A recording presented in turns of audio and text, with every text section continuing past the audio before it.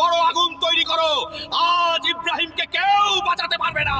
এটি একজন বাদশাহর হুকুম ছিল, এটি পুরো কওমের ফয়সালা ছিল। হযরত ইব্রাহিম আলাইহিস সালাম তার কওমকে বারবার বুঝিয়েছেন যে এই মূর্তিগুলো না শুনতে পারে, না বলতে পারে, না কোনো ক্ষতি করতে পারে, কিন্তু তার কওম তাদের বাপ দাদার রীতিনীতির উপর অটল ছিল। তারা পাথরের মূর্তির সামনে সিজদা করত এবং সত্যের কথা শুনে রাগে ফেটে পড়ত। তারপর একদিন যখন পুরো কওম উৎসবের জন্য শহরের বাইরে গেল, তখন হযরত ইব্রাহিম আলাইহিস সালাম মূর্তিশালায় প্রবেশ করলেন। তিনি ছোট বড় সব মূর্তি ভেঙে ফেললেন, শুধু সবচেয়ে বড় মূর্তিটিকে ছেড়ে দিলেন, যাতে মানুষের কাছে সত্য পরিষ্কার হয়ে যায় যে যাদের তারা পূজা করে তারা তো নিজেদের রক্ষাও করতে পারে না। যখন মানুষ ফিরে এলো এবং তাদের উপাস্যদের ভাঙা অবস্থায় দেখলো, তখন তাদের রাগ আকাশচুম্বী হলো। তারা জিজ্ঞেস করলো, এটি কে করেছে? লোকজন বলল, একজন যুবক আছে, তার নাম ইব্রাহিম। তারপর হযরত ইব্রাহিম আলাইহিস সালামকে সবার সামনে আনা